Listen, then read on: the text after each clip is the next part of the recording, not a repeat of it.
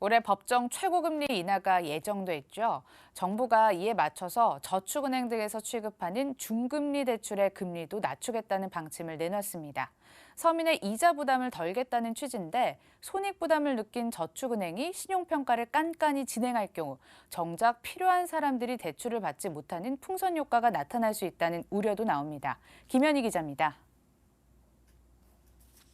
시중은행 대출이 어려운 중저등급 신용자들이 대부업체 등 고금리 대출로 몰리지 않는 역할을 해온 중금리 대출. 주로 대형 저축은행들이 취급해왔는데 현재 정부가 정한 평균 금리는 16%입니다. 신용등급에 따라 7.4%대부터 높게는 19.4%까지 금리가 매겨져 있습니다. 금융당국은 올해 법정 최고금리 인하에 맞춰 주로 서민이 이용하는 중금리 대출의 금리 기준도 하향 조정한다는 방침입니다. 지난 2019년 한 차례 금리 기준을 낮춘 후 2년이 채 되기 전에 추가 조정이 이뤄지는 겁니다. 구체적인 인하 방안은 아직까지 마련되지 않았지만 금리 부담이 낮아지는 만큼 대출 활성화를 기대하는 분위기도 있습니다. 하지만 일각에선 코로나19로 타격을 입은 자영업자 같은 저신용자들이 제도권에서 밀려날 우려도 있다고 지적합니다.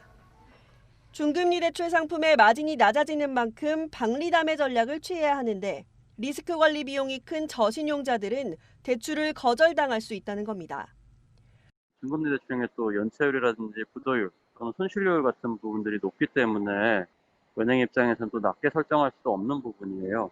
그렇게 되면은 사실은 등급이 낮을수록 시장에서 배제되는 규모가 커지겠죠.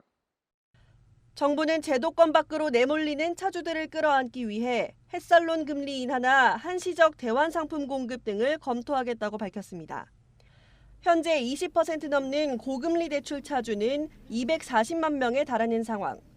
중금리 대출 금리 기준까지 인하하면 실질적으로 자금 마련에 난항을 겪는 차주가 더 늘어날 것이란 우려가 있어 보완책 마련이 선행돼야 한다는 지적입니다.